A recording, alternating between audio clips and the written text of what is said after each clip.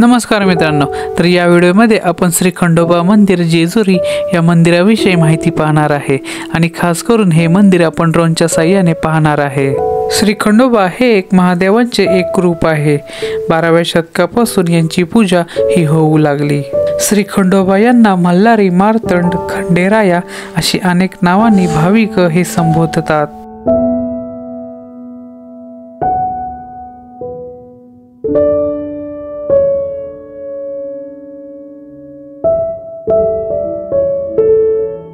श्री खंडोबा यांचं दर्शन घेण्यासाठी भाविकांना 200 पायऱ्या वर चढून यावं लागतं आणि कडे पठारला जाण्यासाठी 9 लाख।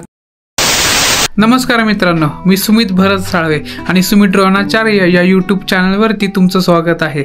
तर या व्हिडिओमध्ये आपण सोन्याची जेजुरी म्हणजे जेजुरीगड या मंदिराविषयी संपूर्ण माहिती ही पाहणार आहे आणि खास करून आपण हे मंदिर ड्रोनच्या साहाय्याने हे पाहणार आहे आणि या व्हिडिओमध्ये आपण संपूर्ण माहिती या गडाविषयी म्हणजे या मंदिराविषयी ही पाहूया। मित्रांनो, महाराष्ट्रातील पुणे जिल्ह्यामध्ये जेजुरी नावाचं एक गाव आहे। पुणे पंढरपूर या महामार्गाच्या लगत एका डोंगरावरती श्री खंडोबा यांचं हे मंदिर आहे। या मंदिराची उंची समुद्र सपाटीपासून 718 मीटर एवढी उंची आहे। हे मंदिर पुण्यापासून 60 किलोमीटरच्या अंतरावर आहे।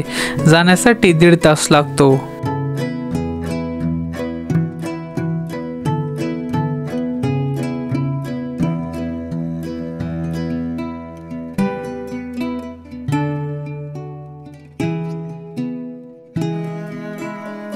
खंडोबा हे महाराष्ट्राची कुलदैवत असून संपूर्ण देशभरातील लाखो भाविकांचे सुद्धा हे कुलदैवतच आहे।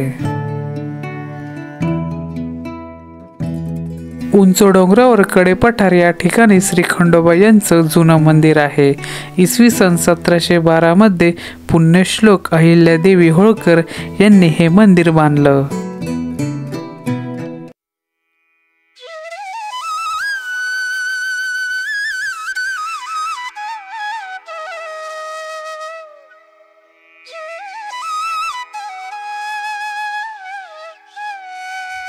श्री खंडोबा यांनी मल्लासूर या राक्षसाचा वध केल्यामुळे त्यांना मल्हार असं म्हणतात।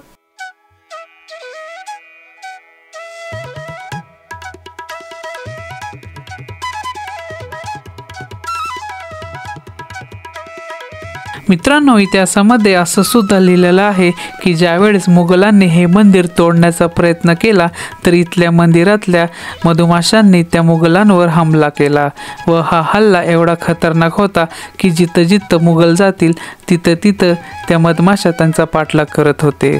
या त्रासाला कंटाळून औरंगजेबाने 1,25,000च्या चांदीच्या मोहरा देऊन खंडेरायांनाच साकडं घातलं की या त्रासापासून आम्हाला वाचवा, असा उल्लेख आपल्याला इतिहासामध्ये सापडतो। पुण्यश्लोक अहिल्यादेवी होळकर यांच्या काळातला सुद्धा शिलालेख आपल्याला मंदिरामध्ये सापडतो।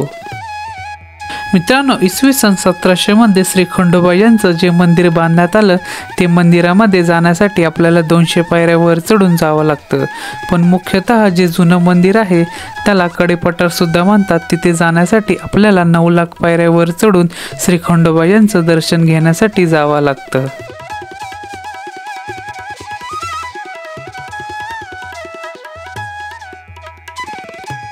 अखंड महाराष्ट्राचे कुलदैवत असणारे श्री खंडोबा हे सर्व भक्तांच्या इच्छा हे पूर्ण करतात।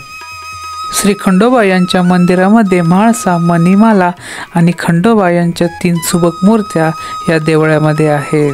म्हाळसा देवी या श्री खंडोबा यांच्या पहिल्या पत्नी आहेत आणि ज्यावेळेस तुम्ही श्री खंडोबा यांचं दर्शन घेण्यासाठी 200 पायऱ्या वर चढून जाल तर तुम्हाला वाटेमध्ये बानाई यांचं मंदिर लागेल। बानाई ह्या श्री खंडोबा यांच्या दुसऱ्या पत्नी आहेत। म्हाळसा देवी ज्या की श्री खंडोबा यांच्या पहिल्या पत्नी होत्या, त्यांनी बानाई यांना जेजुरी गडावर स्थान दिलं नाही। त्यांनी जेजुरी गडाच्या पायथ्याशी त्यांना स्थान दिलं।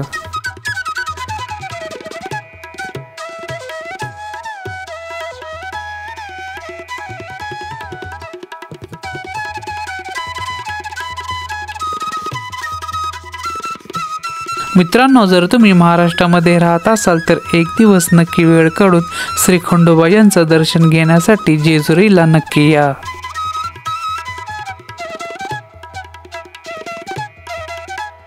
तुम्हाला समोर हा जो तलाव दिसत आहे त्या तलावाचं नाव आहे पुण्यश्लोक अहिल्यादेवी होळकर तलाव। तर मित्रांनो, या व्हिडिओमध्ये मी संपूर्ण जेजुरी गड हा ड्रोनच्या साहाय्याने हा दाखवलेला आहे आणि या व्हिडिओमध्ये मी थोडक्यात माहिती सुद्धा ही सांगितलेली आहे। जर हा व्हिडिओ तुम्हाला आवडला असेल तर या व्हिडिओला लाईक करा, शेअर करा, कमेंट करा आणि जर तुम्ही चॅनलवरती नवीन असाल तर द सुमित ड्रोनाचार्य या यूट्यूब चॅनलला सबस्क्राईब करा। धन्यवाद मित्रांनो।